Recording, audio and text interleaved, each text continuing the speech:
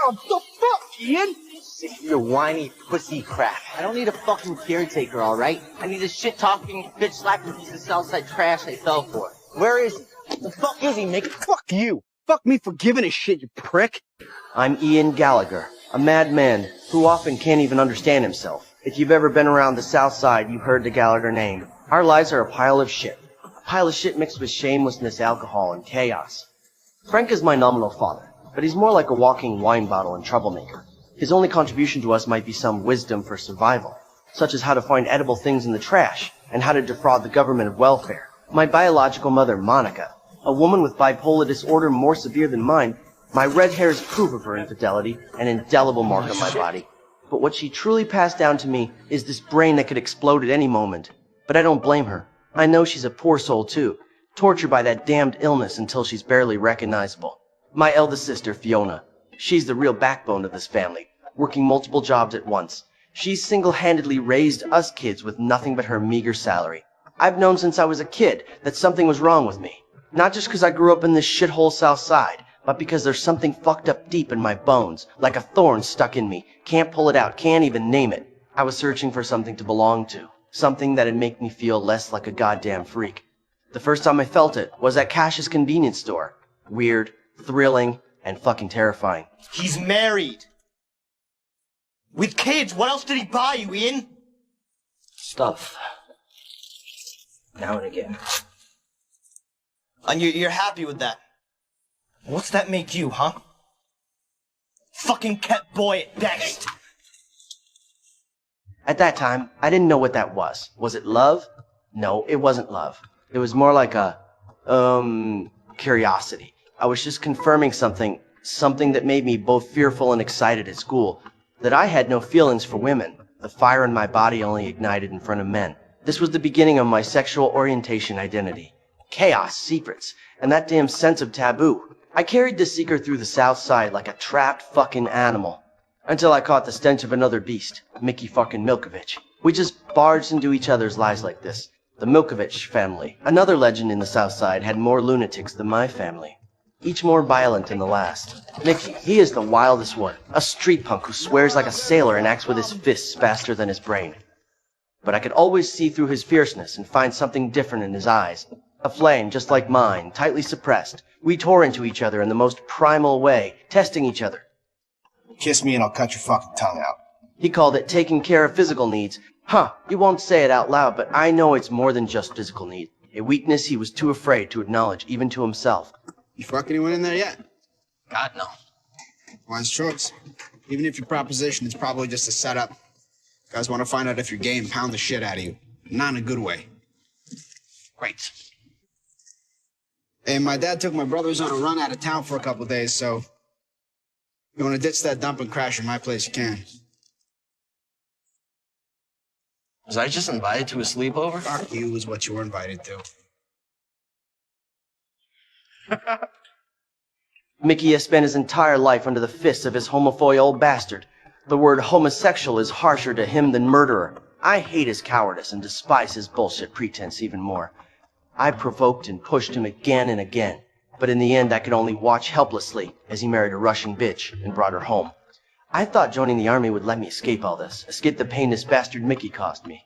I forged Lip's identity and entered the military, thinking the iron discipline here could heal me. But not long after, I was caught for stealing a military helicopter, got discharged from the army, and was wanted on multiple charges.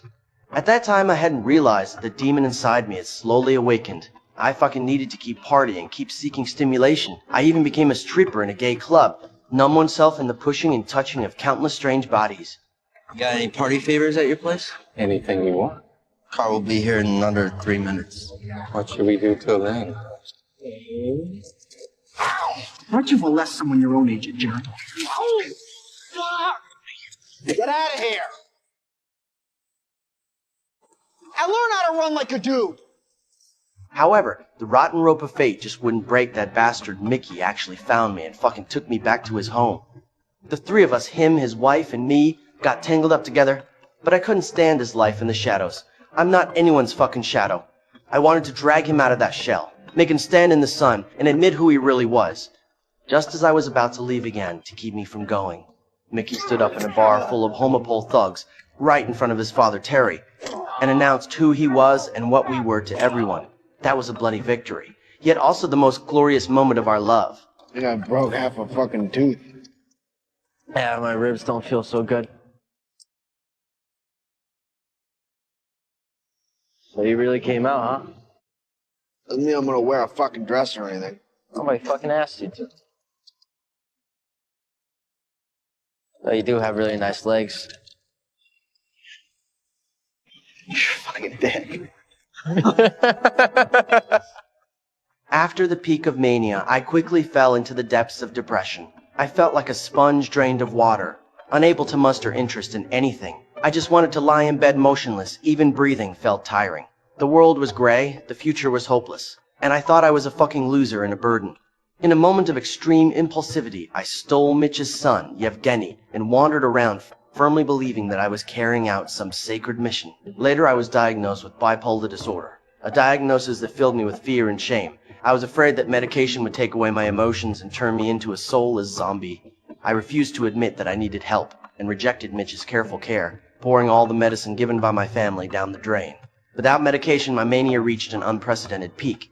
No matter what I became, Mickey was always by my side. He bought medicine for me, cooked for me, and endured my mood swings. He clumsily tried to understand the goddamn world in my head from a street punk who only solved problems with his fists. He became a lover who was at a loss when I had emotional breakdowns. Holy shit, I just realized something. What's up? We've never actually been on a real date. Bullshit. No, I'm serious. Like a date where you sit down and you go to a nice restaurant, and you put on a nice shirt, and you like eat with utensils. You wanna do that? Yeah, why not? Like a Sizzlers? Sure. You mean now? Now, before I sober up and get all fucking weird again. Come on. Alright, can I borrow a fucking shirt then, please? Yeah, you can borrow a shirt. Good. 'Cause love is a battlefield. We finally stole a little piece for ourselves, only to have that bitch Sammy come along and smash it to pieces. She reported my desertion to the military just to take revenge on the Gallaghers. As he watched me being stuffed into a car by military police, a huge wave of grief and anger instantly consumed Mickey, who only wanted to kill Sammy to avenge me. He was finally sentenced to 15 years for attempted murder. Once again, he took on a crime that didn't belong to him for my sake. Got a new tattoo. Did it myself. Hurt like a son of a bitch.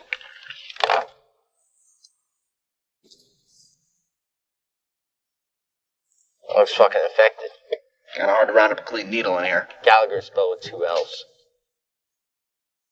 No, it's fucking not. During the days Mickey was in prison, I worked hard and stuck to my treatment, forcing myself to piece together a normal life, until news of his prison break came and set my world on fire again. Mickey showed up in front of me like a wanted man, with only one goal, to take me with him to Mexico and start a new life. My mind is a complete mess right now. On one side there's Mickey. On the other is everything I've worked so hard to stabilize. So goodbye. Fucking rationality. I love him. This love has never faded with time, so I chose to leave as Mickey. But when the car actually stopped at the border, staring at that unfamiliar land, looking into Mickey in hopeful eyes, fuck, I backed down. Aim, we're one step from the finish line. Fuck is that? I don't want your fucking money. I want you to come with me. Don't do this. I love you. Then get in the fucking car. Not. This isn't me anymore. Sorry. That's it, huh? Fuck you, Gallagher. I couldn't go back to those days of chaos and drifting anymore. I wasn't that kid anymore, the one who needed to run away to save himself. All I could do was watch Mickey drive across the border alone, our goddamn past disappearing with him beyond the horizon.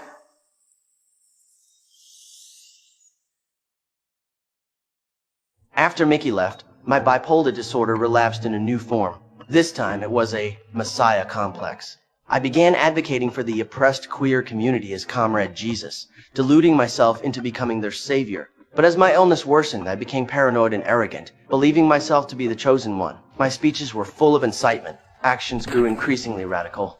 In the end, everything collapsed in flames and sirens. My era as Comrade Jesus was over once again.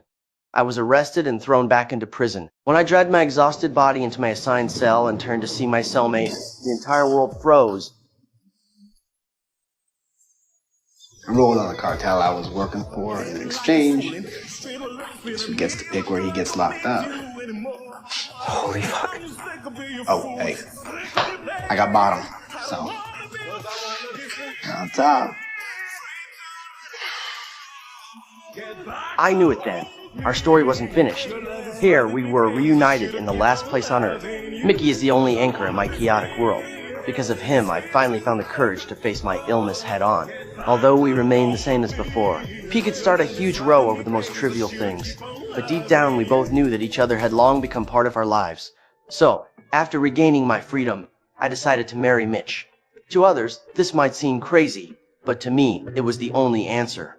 The preparations for our wedding were naturally filled with Gallagher and Milkovich-style chaos. God damn it, why does everything always have to suck? This is my fucking wedding day! For one day,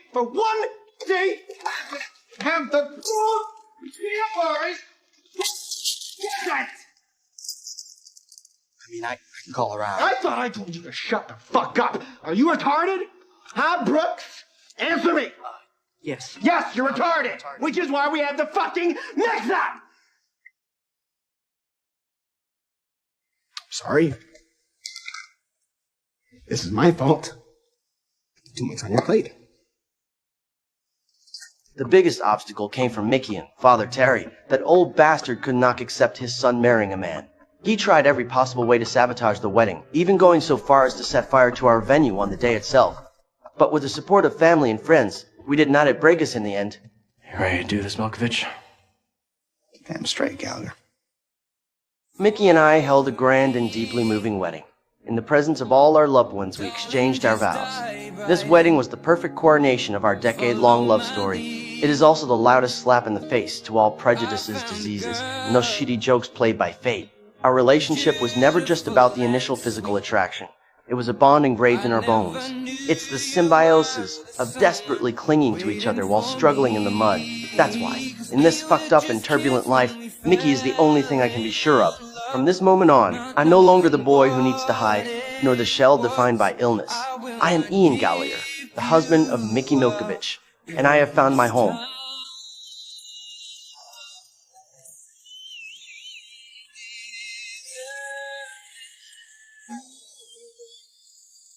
Alright, time to wrap up the ceremony. I can't wait to exercise my lawful rights as a husband, and see if his body is still so damn honest while he's saying, "Get away."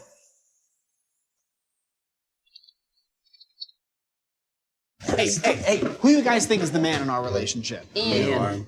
Yeah, Neanderthal, there's no man in our relationship. But if there was, it'd be me. Okay, well, who's sixing in him? Irrelevant. And my dick's long. Look at him. He's too pretty to be the man. I'm pretty? You have the hairless body of a preteen girl. Well, you like sticking up my shitter, so what does that say about you? Hey, whoa, leave me on board.